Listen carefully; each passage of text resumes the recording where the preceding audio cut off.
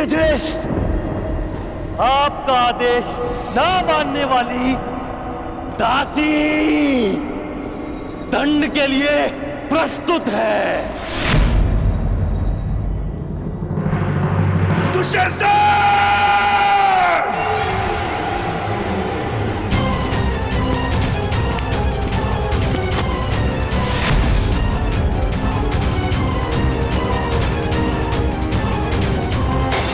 दुशासन! मैं पांडुपुत्र भीम ये प्रतिज्ञा लेता हूं कि जिन हाथों से तुमने द्रौपदी को स्पर्श किया है, मैं उन्हीं हाथों को धड़ से उखाड़कर फेंक दूंगा।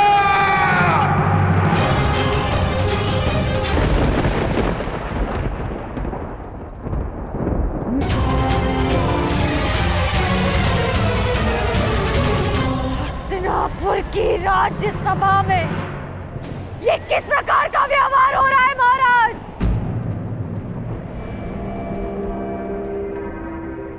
मैं कुरुवंश की कुलवधू हूं, आपके अनुज की पुत्रवधू हूं, कुरु राष्ट्र की प्रतिष्ठा हूं। हस्तिनापुर की लक्ष्मी बनकर मैंने इस नगर में प्रवेश किया था महाराज, और आज मुझे यहाँ इस प्रकार इस सभा में लाया जा रहा है। क्यों महाराज? क्या ये भी कुरुवंश की कोई रीति है?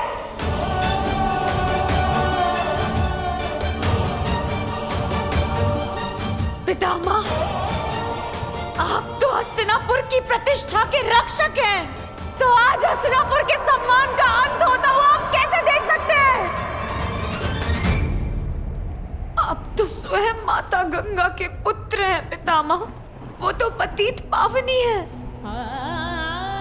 फिर आपके सामने ये पाप होता हुआ आप कैसे देख सकते हैं पितामह?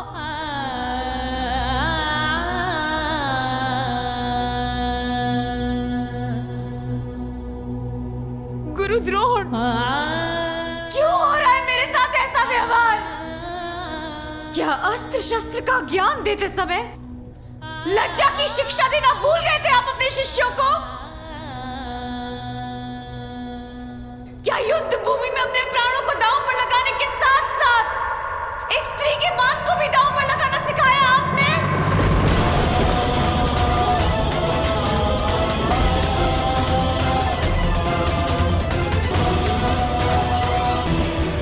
अपनी मन की आंखों से देखिए महाराज, आपके पुत्र किस प्रकार मर्यादा भंग कर रहे हैं। आप मौन कैसे बैठ सकते हैं? एक दासी को सदा अपने स्वामी के आदेश का पालन करना चाहिए पांचाली, और तुम इस समय पुत्र दुर्योधन की दासी हो।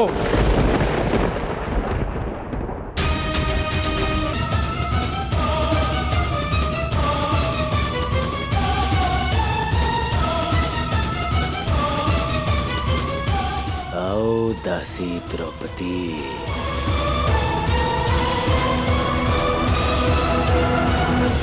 अपने स्वामी की आज्ञा का पालन करो। आओ।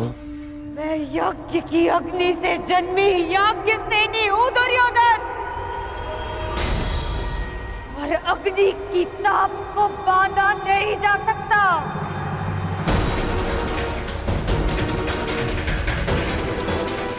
मैं दासी नहीं हूं, मैं स्वतंत्र हूं, और मैं अभी इसी क्षण इस राजसभा का तिरस्कार करती हूं।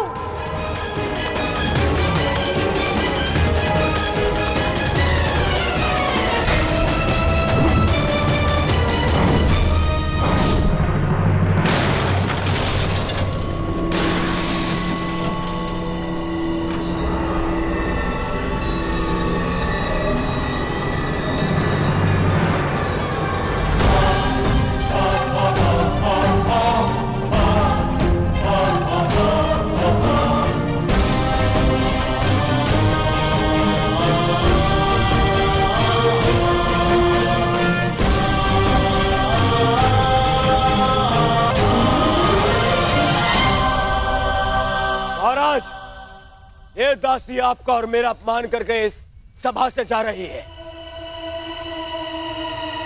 क्या इसे दंड देने का अधिकार है मुझे? द्रौपदी, यदि तुमने दुर्योधन की आज्ञा नहीं मानी तो तुम दंड की पात्र होगी।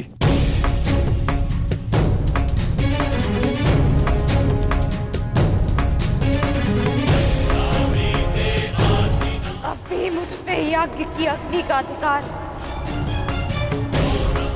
अब भी मुझ पर मेरे पिता का अधिकार है। पांडव भले ही अपनी पत्नी को हार गए हो,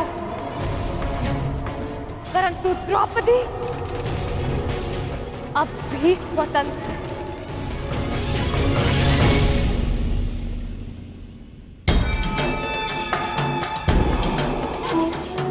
जब तक मन से स्वतंत्रता का मान नहीं जाता,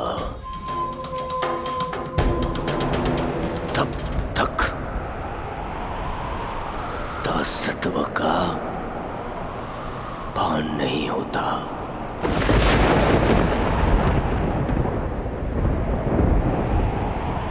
तो फिर छीन लो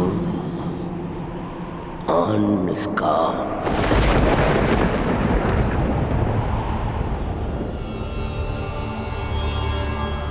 वस्त्र हरण करो इस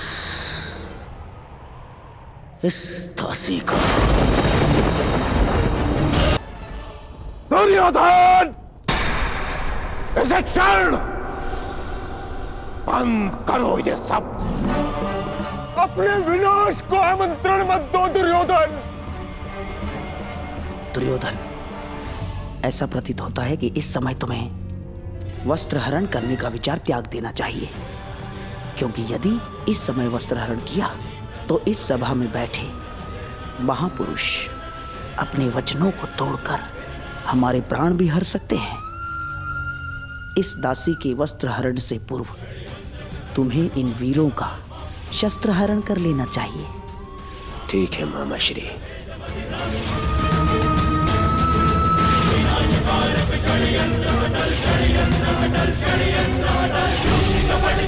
मैं इस दासी को क्षमा करने के लिए तैयार हूं,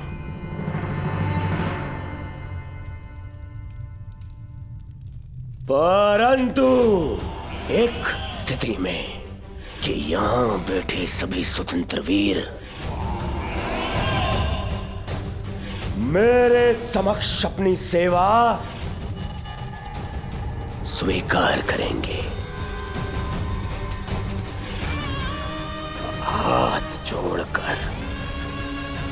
हाथ जोड़कर मुझे अपना स्वामी माने, सख्त शपथ लें कि यदि उनके शस्त्र उठेंगे तो वो केवल मेरे लिए उठेंगे। यदि स्वीकार है तभी मैं इस दासी को क्षमा कर सकता हूं।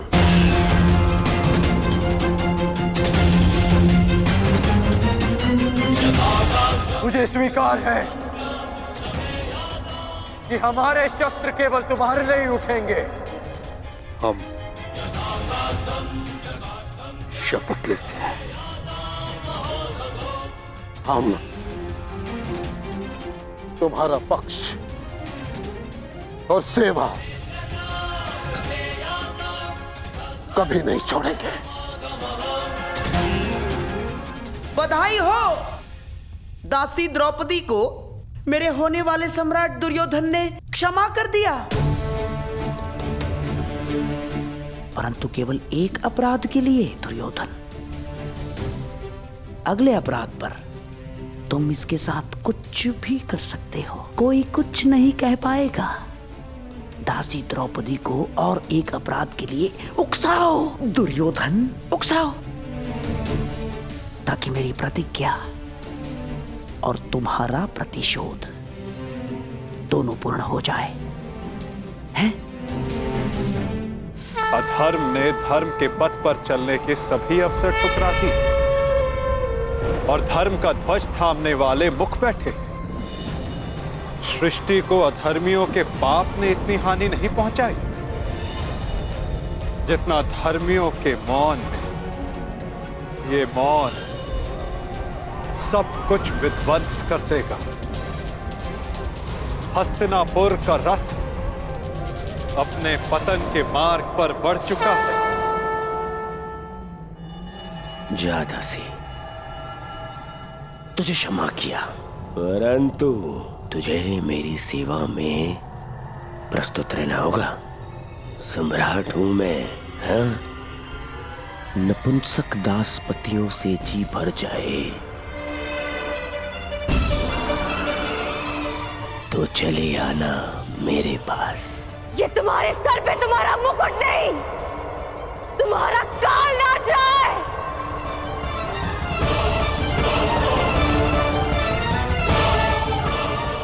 नीच!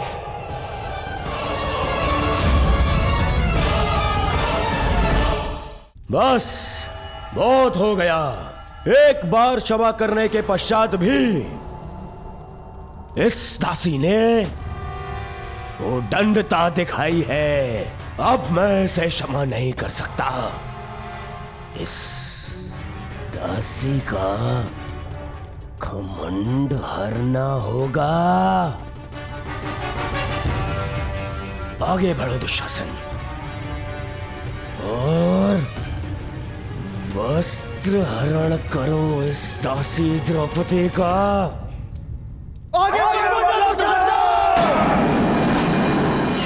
सर्वनाश हो जाएगा। हमारे दिए वचन का अनुचित लाभ मत उठाओ दुर्योधन। कौन रहिए आप सब?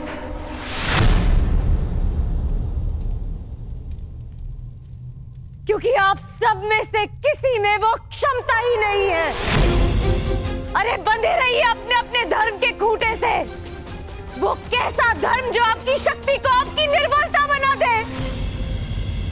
मुझे ऐसे धर्म से अपना मान बचाने की कोई आशा नहीं। जिन्हें बड़ा माना वो सब तो अपने अपने धर्म से बंधे। जिन्हें पति स्वीकार किया खुदास बन गए। आप सब मेरा रक्षण नहीं कर पाएंगे, अब मेरी सहायता वो ही करेगा जो सबसे बड़ा है और ये सारा संसार जिसका दास है।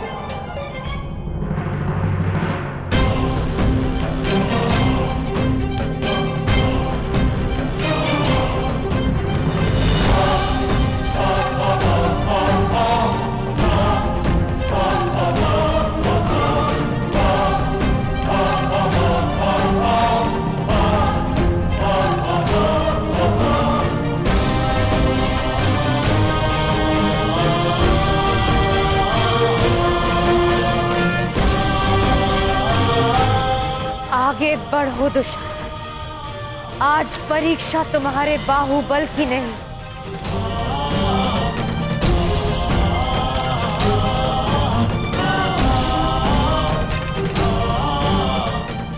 मेरी आस्था की है।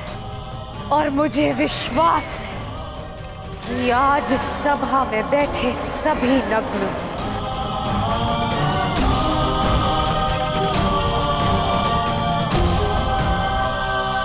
और द्रौपदी की रक्षा करने आप स्वयं आएंगे गोविंद।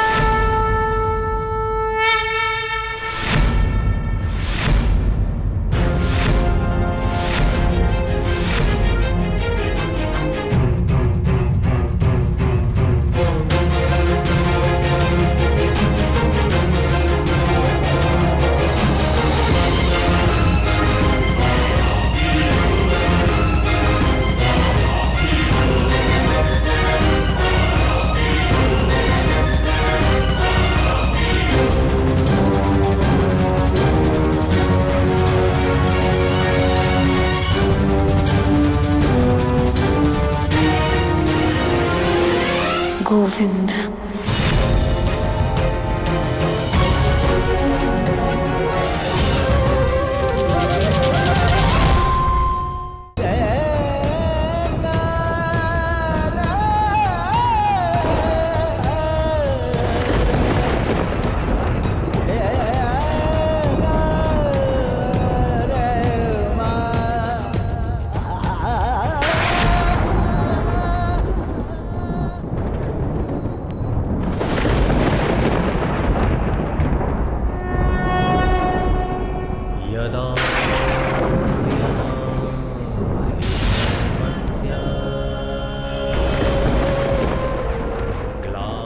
इस चीर के हर धागे का ऋण 100 गुना करके चुकाएगा तुम्हारा ये सखा।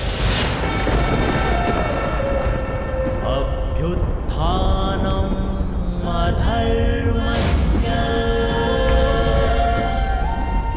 तदात्मानं सृजाम्यहम्।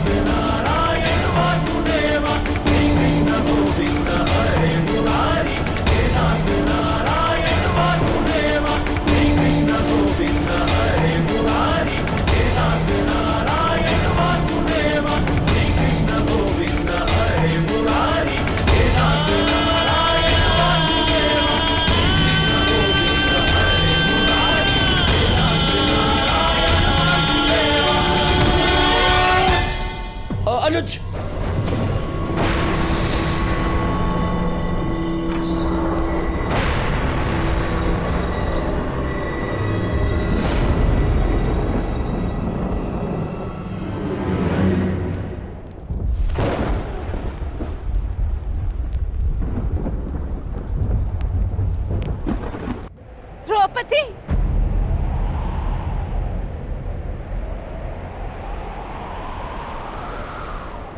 पुत्री द्रौपदी,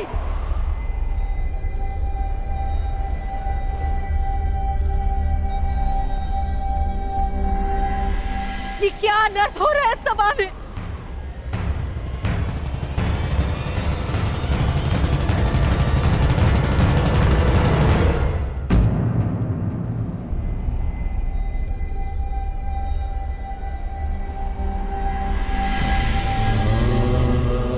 मेरे निकट मत आइएगा माताश्री, मैं मलिन हूँ। नहीं नहीं पुत्री, मेरी पुत्र वधु मलिन नहीं हो सकती। मैं आपकी पुत्र वधु नहीं, ना ही कुरुवंश की कुलवधु।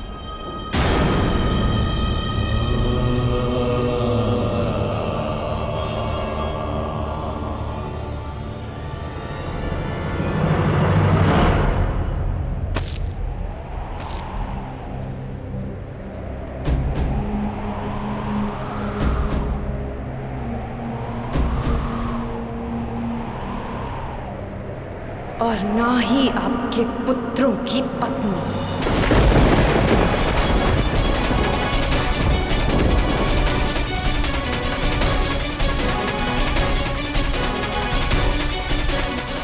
मैं एक जीता जागता शव हूं, शव। इस संसार की स्त्रियों की लुटी हुई मर्यादा का मैं कुंड हूं, इस सृष्टि की सभी स्त्रियों के आंसुओं का। आज मैं अग्नि नहीं, आज मैं अग्नि सुता नहीं, स्वयं अग्नि हूं। इस मूक मौन सभा के शमशान में जलते हुए नारी के मान के चिता की अग्नि हूं मैं, जो सब कुछ भस्म कर देगी, सब कुछ नाश कर देगी।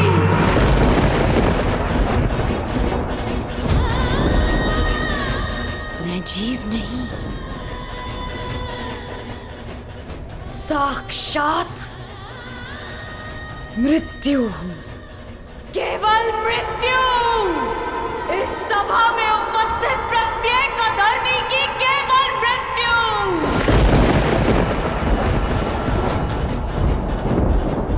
जो इस नग्न सभा में विनाश का नग्न नृत्य करेगी, जो सभा मेरा अपमान देखकर मौन रही, वो सदा के लिए मौन रह जाएगी।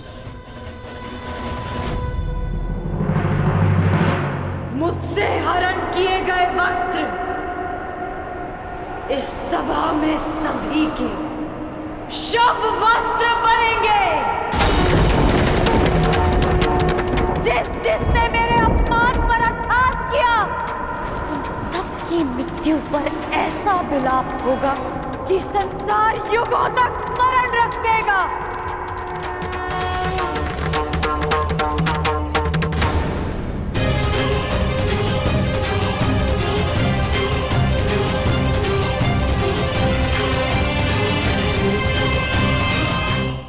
मैं याज्ञसेनी श्राप देती हूँ इस सभा को। नहीं पुत्री, इन्हें श्राप मत दो।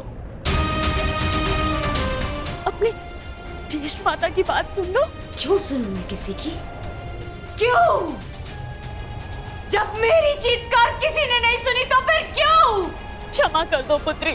मेरा श्राप ही क्षमा है महारानी, क्योंकि यदि दंड दिया तो इसी जीवन के प्रत्येक क्षण में नर्क का अनुभव होगा इन्हें।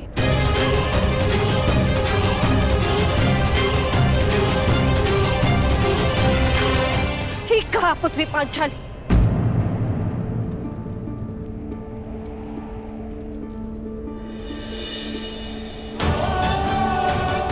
इन सबको जीवन के हर पल नर्क का अनुभव होना चाहिए।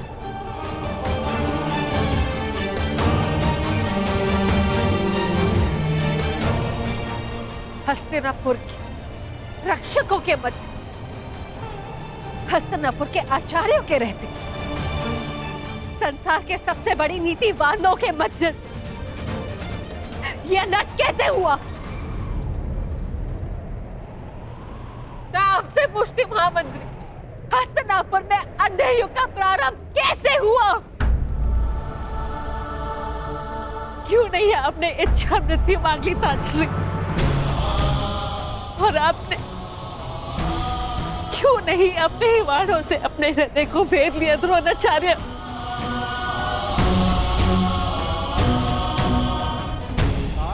आज तुम्हारे मौन रहने के कारण देवताओं पर से विश्वास उठ चुका है मेरा। कैसे होने दिया ये अपना? कैसे बन गए इनके दास? कैसे? मैं द्वारका से कृष्ण की नारायणी सेना लेकर आऊंगी और बलराम के बल से विनाश कर दूंगी इसका।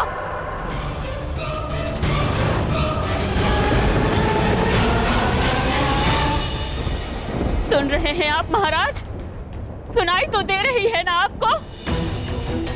हस्तिनापुर की ओर बढ़ रहे इस विनाश के पश्चात अपने आंखों पर पट्टी बांधते समय मैंने ये नहीं सोचा था कि एक दिन ऐसा भी आएगा, आप अपने मन की आंखों पर पट्टी बांध लेंगे। अगर थोड़ी सी भी लज्जा शेष है आप में तो कुछ कीजिए, इस ज्वालामुखी को फटने से रोक लीजिए महाराज। आज निश्चित रूप से ही हस्तिनापुर लज्जित हुआ है। पांचाली पुत्री, मैं तुम्हें वर देता हूं, तुम जो चाहोगी वैसा ही होगा। क्या चाहती हो पुत्री? मांगो, मेरा वचन है तुम्हें।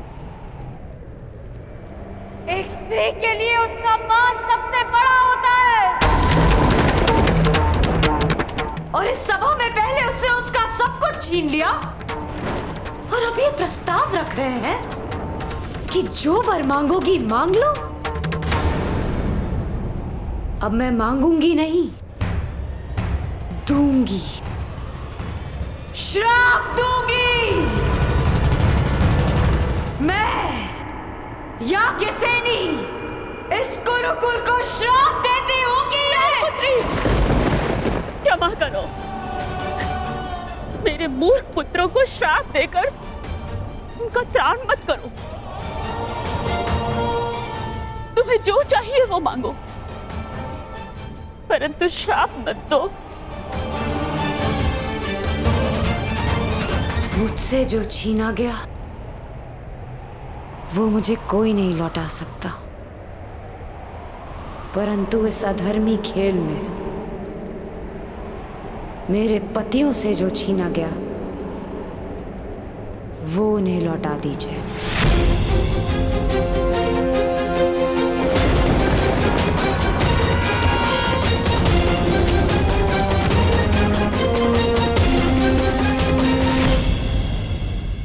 इस अधर्मी खेल में उनसे उनका बल छीना गया, शस्त्र छीने गए, उनका राज्य छीना गया।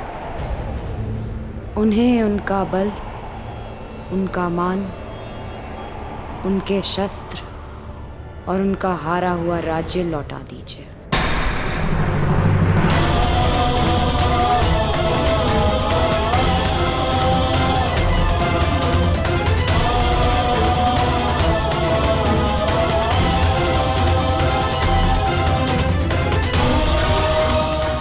वाह, अब भी मौन है सब। और आप कह रहे थे दिया, जो तुमने मांगा दिया। पांडवों का राज्य, संपत्ति, शस्त्र और बल मैं सब लौटाता हूं।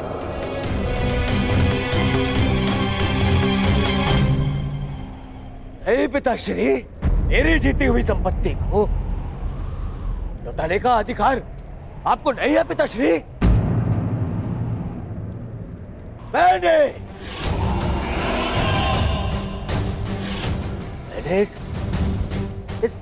युद्ध में जो भी जीता है वो अपने बल पर जीता है, अपने।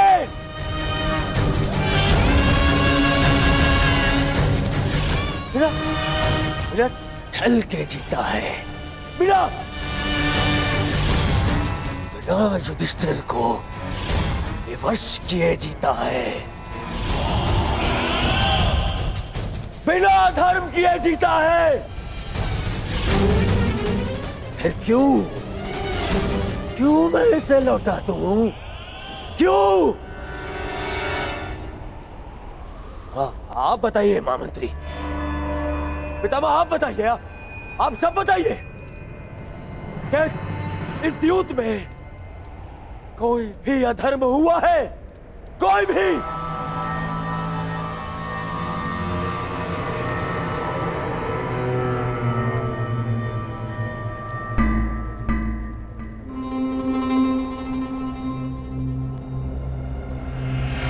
फिर से मौन हो गए सब। अधर्म सामने खड़ा होके पूछ रहा है कि उसने क्या अधर्म किया, और सब फिर से मौन। इस सभा में इतना सब कुछ हो जाने के बाद भी आप सब मौन है।